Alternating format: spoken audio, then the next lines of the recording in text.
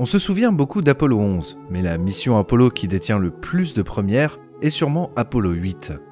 Aujourd'hui, nous revenons sur la mission qui a offert la Lune à l'humanité.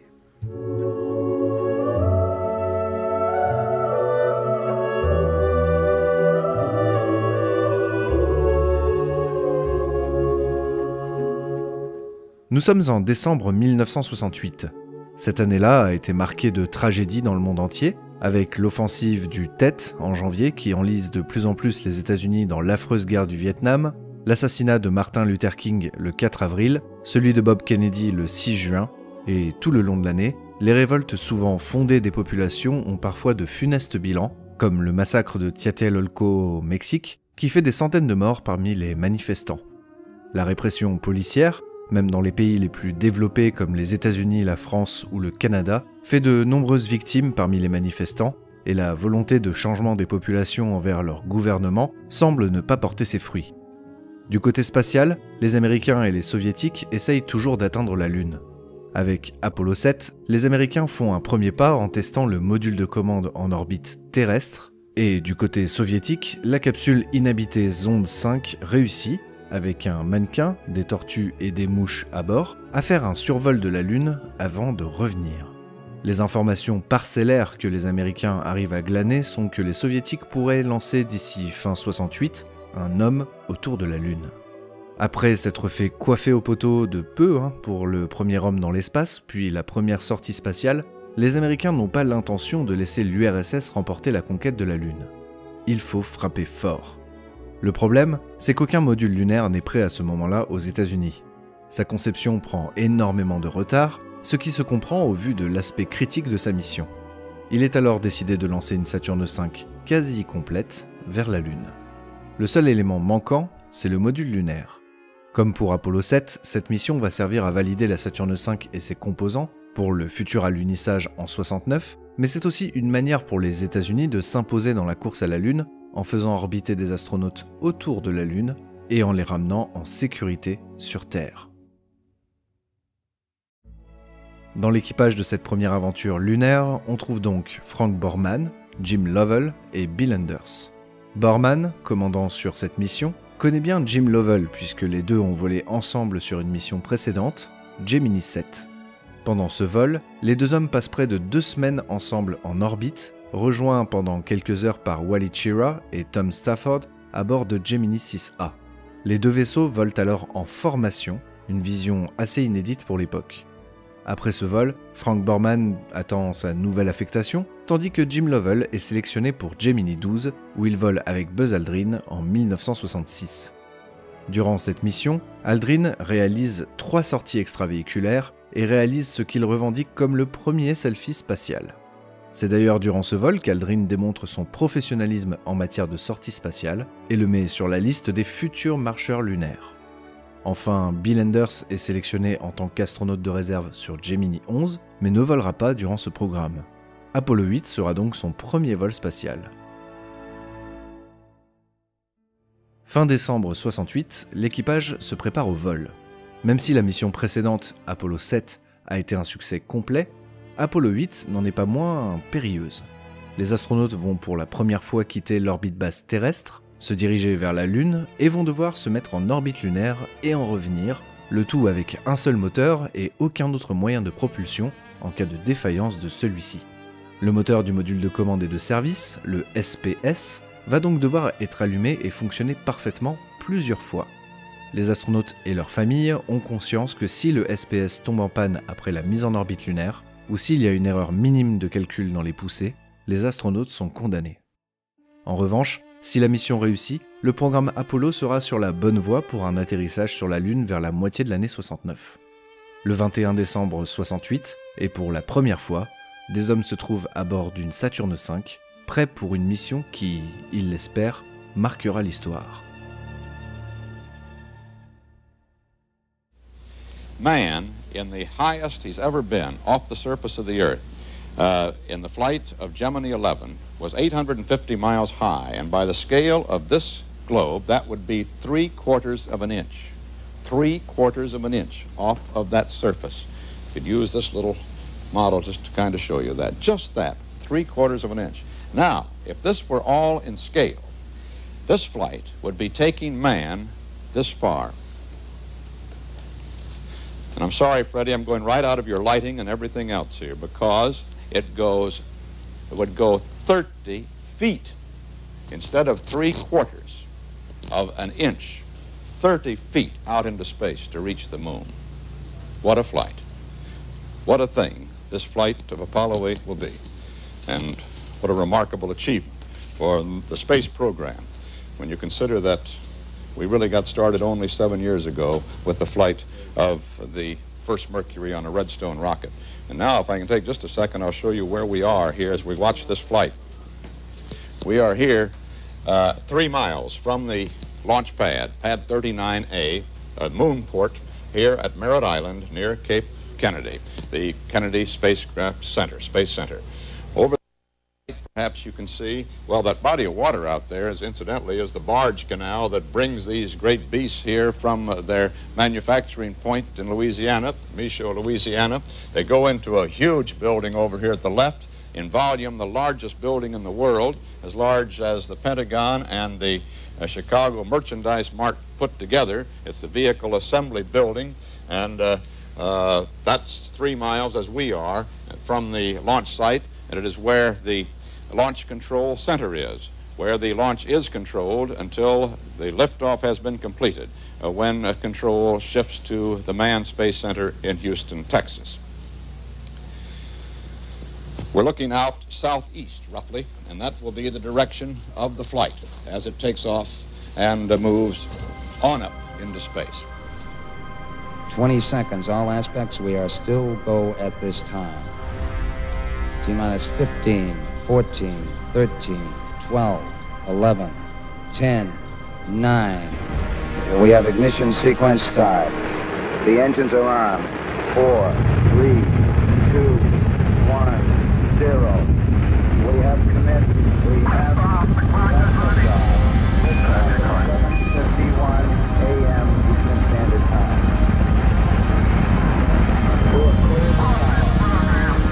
Oh, and there's the runway in our building. It looks good. It looks like a good flight. It's a beautiful takeoff so far. This building is shaking under us. The camera platform is shaking.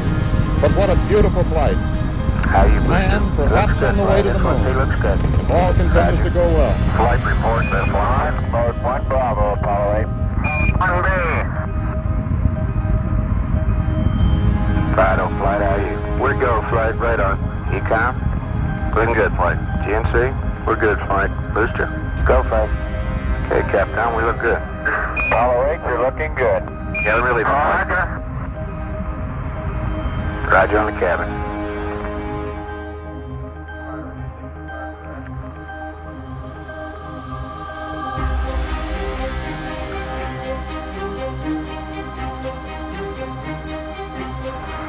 Flight Fido, trajectory go.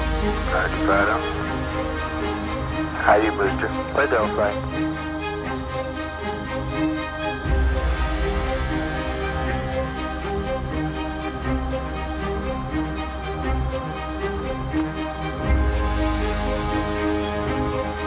Great VU cameras are picking up the spacecraft. Guidance, flight, how are you? Looks good, flight. Real good. Okay. Stand by for 1 Charlie. Mark 1 Charlie. Mark, mode 1 Charlie, Apollo 8. 1B. Staging status, booster. Go, flight, Fido. Go, flight, guidance. Guidance, flight. Go, flight. Staging status. We're go. Go for staging, Captain. Apollo 8, Houston, you are inboard out, flight. Staging, over. Inboard out, flight. Copy, inboard out, about on time, huh? Right.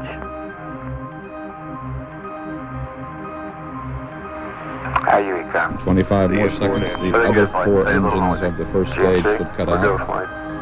That work, you get that CP back in? But checking, flight. Rocket then will be 20 miles high and going 3,000 miles an hour. ETO 2 minutes, flight. Okay. S1C And there is the... We see an S1C, the first stage cut off. Roger, S2. S2 has ignited, we can confirm.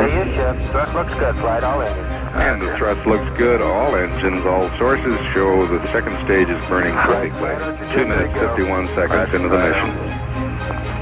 Flight line safety, go. Roger, no more reports, please, thank you.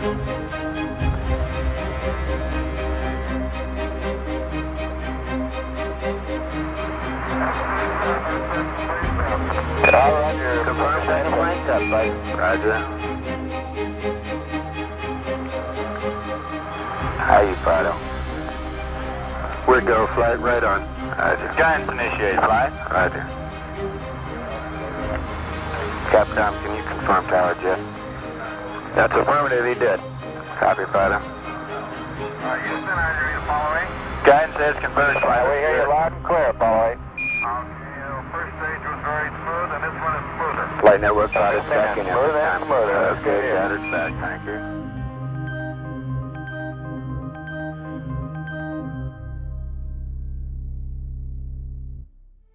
Après une mise en orbite réussie, l'équipage passe quelques heures en orbite terrestre pour préparer la poussée qui va les catapulter vers la Lune. Peu de temps avant, Jim Lovell fait une fausse manip sur un des gilets de sauvetage gonflables.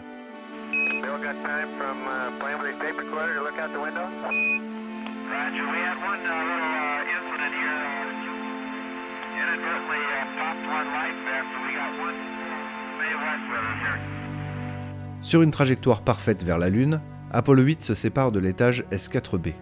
Désormais, la capsule et son module de service sont tout ce qu'il reste de l'énorme Saturn V de départ. Pour eux, le choix est évident. We see the Earth now almost as a disk. Good show, get a picture of it. We are. Pour se diriger correctement vers la Lune, les astronautes ont appris la navigation aux étoiles, comme les navigateurs de nos océans à leur époque. Armés d'un sextant, observer plusieurs étoiles leur permettent de s'orienter. Le problème, c'est que l'étage S4B, qui s'éloigne progressivement, a éjecté de fines particules lors d'un largage d'oxygène et d'hydrogène liquide. Le ciel est donc assez chargé. Houston, for information, I'm looking through the scanning telescope now, and I see millions of stars, most of them emitting from the S4B. Do you have any trouble telling which of the stars and which of the S4B particles? Oh yeah, well, definitely. We're in sunlight, and they look like they're all S4B, but we don't know. I'm going to attempt the B-52 real light at this time and see what I can do. Pendant plusieurs jours, la Terre rétrécit dans le hublot tandis que l'équipage fait route vers la Lune. Les astronautes décrivent à plusieurs reprises leur planète d'origine, que l'homme voit pour la première fois d'aussi loin. Roger, should have an idea of the Earth. Yeah, we can see Baja California and about where San Diego ought to be. Very good. I can't see my dad's flagpole out there today, though. We'll tell the doctors about that. À mi-chemin entre la Terre et la Lune, les astronautes font leur première diffusion TV en direct. This transmission is coming to you approximately halfway between the moon and the Earth. We've been 31 hours, about 20 minutes into flight. We have about less than 40 hours left to go to the moon. Happy birthday, Mother.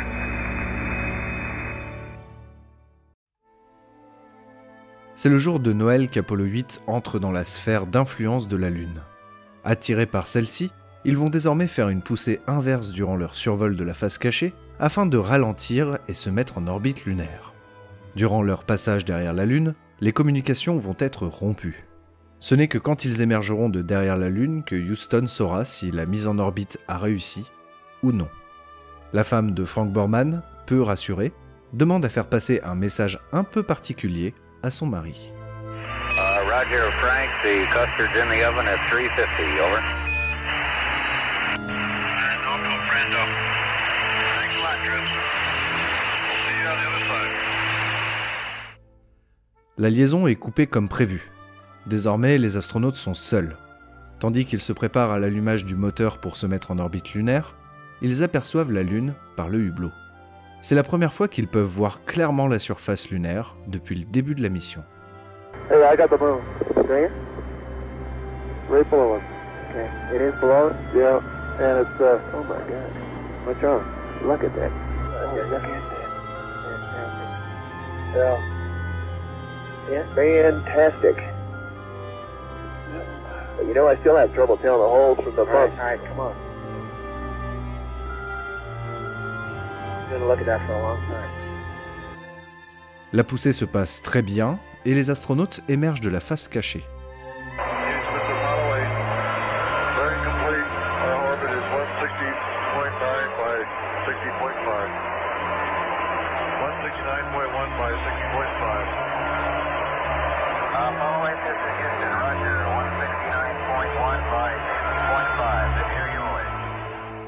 Après cette mise en orbite, les astronautes démarrent l'observation de la Lune. Ils décrivent avec précision la vue qu'ils ont à travers les hublots. Apollo 8, Houston, what does the old moon look like from 60 miles, over? Okay, Houston, the moon is essentially gray. No color. Looks like plaster of Paris. Or sort of a grayish beach sand. We can see quite a bit of detail. The Sea of Fertility doesn't stand out as well here as it does back on Earth. There's not as much contrast between that and the surrounding craters. The craters are all rounded off. There's quite a few of them. Some of them are newer. Many of them look like, especially the round ones, look like hit by meteorites or projectiles of some sort. Langrenus is quite a huge crater. It's got a central cone to it. The walls of the crater are terraced, about 6 or 7 different terraces on the way down. Roger, understand. Alors qu'ils émergent de la face cachée pour la 4e fois, le vaisseau est placé avec le hublot vers la Terre. Les astronautes assistent à un spectacle auquel ils ne s'attendaient pas. En orbite autour de la Lune, en émergeant de la face cachée, la Terre apparaît progressivement sur l'horizon. C'est ce qui sera nommé plus tard le lever de Terre. Ce moment coïncide avec la reprise du contact avec Houston. Oh my God, look at that picture over there. Earth coming up. Wow, that's pretty. Hey, don't take that, it's not scheduled. You got a color film, Jim? Hand me a roll of color, quick. Oh man, that's great. Where is it? Quick. It's out here. Just grab me a color. A color exterior. Hurry up. Got one? Yeah, I'm looking for one. C368. Anything, quick. Here. What?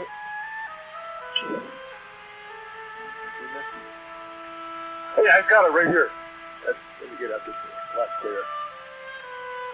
Bill, I got it framed. It's very clear right here. You got it? Take several of them. Here, wait a minute. Let me just get the right setting. Hey, calm down, Mama. Oh, I got it right. Oh, that's a beautiful shot. 250 at F11. Now, very exposure. I did. I picked you up. You sure you got it now? Yeah, we'll come up and get it. Ils font également plusieurs retransmissions TV en direct, dont la 2e marquera l'histoire. We are now approaching lunar sunrise, and for all the people back on Earth, the crew of Apollo 8 has a message that we would like to send to you. In the beginning, God created the heaven and the earth. And the earth was without form and void, and darkness was upon the face of the deep. And the Spirit of God moved upon the face of the waters. And God said, "Let there be light." And there was light. And God saw the light, that it was good. And God divided the light from the darkness.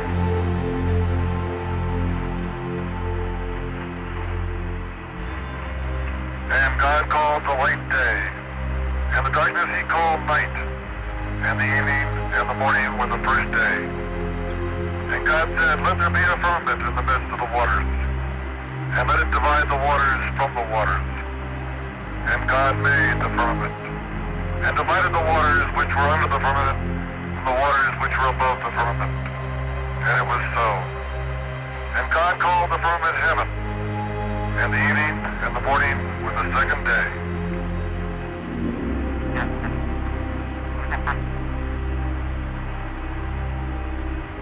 And God said, let the waters under the heaven be gathered together into one place, and let the dry land appear, and it was so.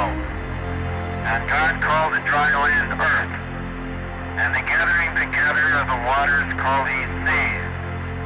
And God saw that it was good. And from the crew of Apollo 8, we close with good night, good luck, a Merry Christmas, and God bless all of you on the good earth.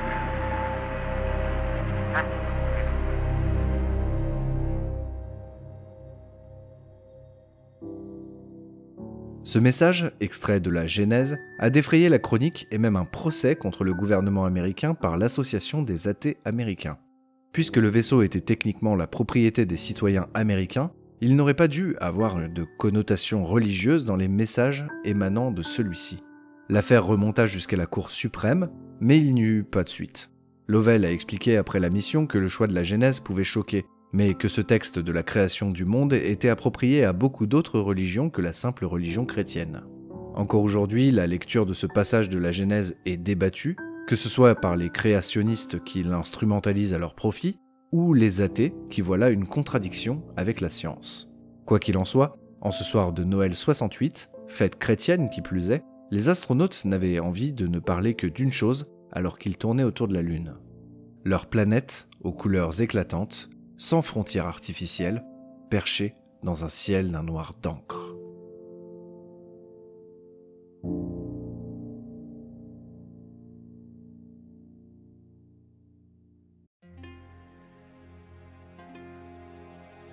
La lecture de la Genèse marque leur dernière orbite autour de la Lune.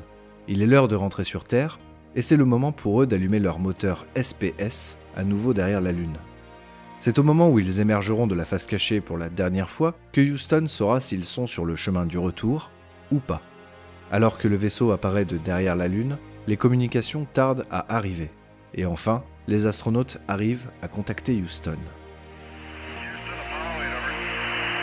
Hello, Apollo 8. Loud and clear. Roger. Please be informed there is a Santa Claus. That's affirmative. You're the best one to know. Chose extrêmement rare, Dick Slayton, le patron des astronautes, prend la fréquence du Capcom pour leur parler directement. En temps normal, seule la personne du Capcom, généralement un autre astronaute, est autorisée à parler directement à l'équipage. Mais leur patron a un message. Morning, Apollo 8. Dick here. I'd just like to wish you all a very Merry Christmas on behalf of everyone in the control center, and I'm sure everyone around the world.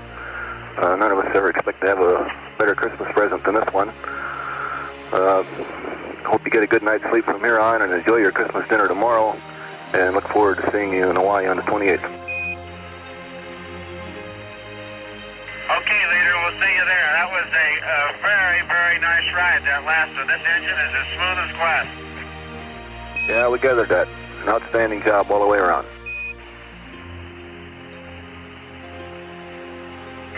Thank everybody on the ground for us. Yeah, it's pretty clear we wouldn't be anywhere if we didn't have them doing it for helping us out here. We concur in that. Well, I concur, too. Even Mr. Kraft does something right once in a while. He got tired of waiting for you to talk and went home. Jack Schmitt, géologue recruté comme astronaute et grand plaisantin, a lui aussi le droit de communiquer avec l'équipage. Aux États-Unis, il y a un poème très célèbre, 'Twas the Night Before Christmas, ou C'était la nuit avant Noël. Jack Schmitt s'est permis de le réécrire et de l'adapter aux circonstances. I've got a couple of words for you, Jack. Been watching you since LOI, and he has a few words he wants us to give you. Who has? Typhoid Jack here, and we've got some good words here that originated at the Cape with a bunch of friends of yours. And it's sort of in a paraphrase of a poem that you're probably familiar with. Do you read me out, Apollo 8? You're loud and clear, Jack. Okay, 'twas the night before Christmas and way out in space, the Apollo 8 crew had just won the moon race. The headsets were hung by the consoles with care in hopes that Chris Kraft soon would be there. Now, Frank Borman was nestled all snug in his bed, while visions of rest mats danced in his head. And Jim Lovell in his couch and Anders in the bay were racking their brains over a computer display. When out of the disky there rose such a clatter, Frank sprang from his bed to see what was the matter. Away to the sextant he flew like a flash to make sure they weren't going to crash. The light on the breast of the moon's jagged crust gave a luster of green cheese to the gray lunar dust. When what to his wondering eyes should appear but a Burma shave sign saying Kilroy was here. But Frank was no fool, he knew pretty quick that they had been first. This must be a trick. More rapid than rockets his curses they came. He turned to his crewmen and called them a name. Now Lovell, now Anders. Now don't think I'd fall for that old joke you've written up on the wall. They spoke not a word but grinning like elves and laughed at their joke in spite of themselves. Frank sprang to his couch. To the ship gave a thrust and away they all flew past the gray lunar dust. But we heard them explain ere they flew round the moon, Merry Christmas to Earth, we'll be back there real soon. Great job, gang. Thank you very much. That's a very good poem. But in order to win the race, you got to end up on the carrier. Durant leur voyage retour, ils effectuent leur dernière transmission télévisée depuis l'espace. Leurs derniers mots en direct sont lourds de sens. As I look down on the Earth here, so far out in space, I think I must have the feeling that the travelers in the old sailing ships used to have. We've gone on a very long voyage away from home, and now we're headed back. And I have that feeling of being proud of the trip, but still happy to be going back home and back to our home port. And that's what you're seeing right here. Roger, Bill. We'll sure be glad to get you back, too.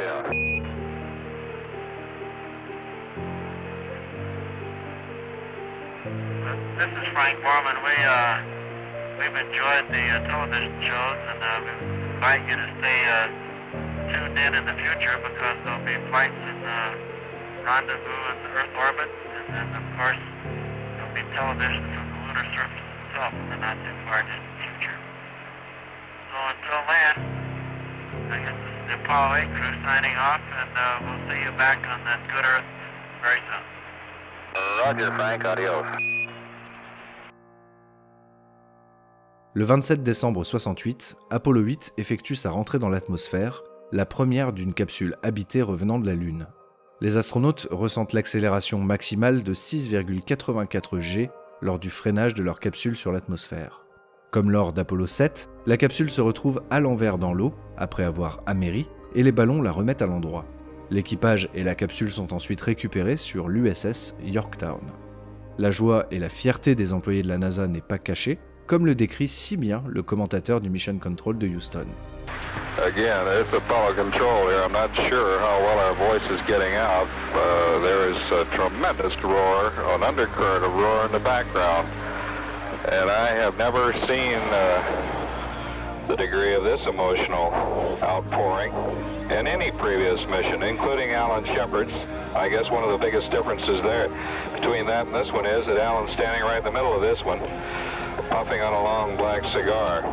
I've seen rallies in locker rooms after championship games. I've seen happy politicians after elections, but none of them do justice to the spirit pervading this room. I think many of you can see this tumult. Someone suggested we've set the American Cancer Society's anti-smoking campaign back several light years and take it from one who quit smoking a year and a half ago. This is a strong cigar. I don't know how the room can hold any more people, but they keep coming in. Someone's standing on a console next to me. It's a photographer. I can't even make out who's in front of the flight director's desk, but he's produced box after box of cigars. Al Shepard just threw one back here that ricocheted off the wall. And that That's our status. Après ce vol, Borman et Enders ne retourneront plus dans l'espace. Borman prend sa retraite de la NASA et de l'Air Force en 70, et un an avant de quitter la NASA, il conseille Nixon sur la teneur des échanges qu'il aura avec Apollo 11 depuis la Lune, en lui demandant de rester bref et de ne pas tomber dans la propagande politique. Il insistera également auprès du président pour ne pas émettre dans la radio l'hymne américain, car selon la tradition, il faut être immobile pendant l'hymne, et il voyait ça comme du gâchis de temps de travail sur la surface. Il se reconvertit ensuite dans l'aviation en tant que vice-président exécutif d'Eastern Airlines, et il est aujourd'hui l'astronaute américain le plus âgé encore en vie. Bill Enders, lui, va diriger la délégation américaine d'un programme d'échange scientifique et technologique entre les Américains et les Russes en matière de recherche sur la fusion et la fission nucléaire, son premier domaine d'étude avant de devenir astronaute. Il devient brièvement ambassadeur des États-Unis en Norvège et travaille pour divers industriels aéronautiques. Toujours en vie aujourd'hui, il jouit d'une retraite bien méritée depuis 1994. Enfin, Jim Lovell, l'astronaute le plus expérimenté des trois, revolera sur Apollo 13 en tant que commandant, mais manquera de marcher sur la Lune. Au total, il aura réalisé 2 missions Gemini et 2 missions Apollo. Il prendra sa retraite de la NASA après Apollo 13 et dirigera diverses entreprises à Houston. Âgé de 91 ans aujourd'hui, il profite également d'une retraite bien méritée. Si Apollo 7 était le coup d'envoi vers la Lune, Apollo 8 était sans doute le premier but marqué. Grâce à cette mission périlleuse, les États-Unis ont enfin démontré qu'ils rivalisent avec les Soviétiques, au point même d'enfin les dépasser dans la course à la Lune. Pour la première fois, l'homme a quitté l'orbite terrestre, vu la Terre dans sa globalité, tourné autour d'un autre monde, vu la face cachée de la Lune de ses yeux, et en est revenu pour en parler. Et lors d'Apollo 8, l'homme a pu comprendre, alors qu'il visait la Lune, que rien n'était plus beau que notre bonne Terre.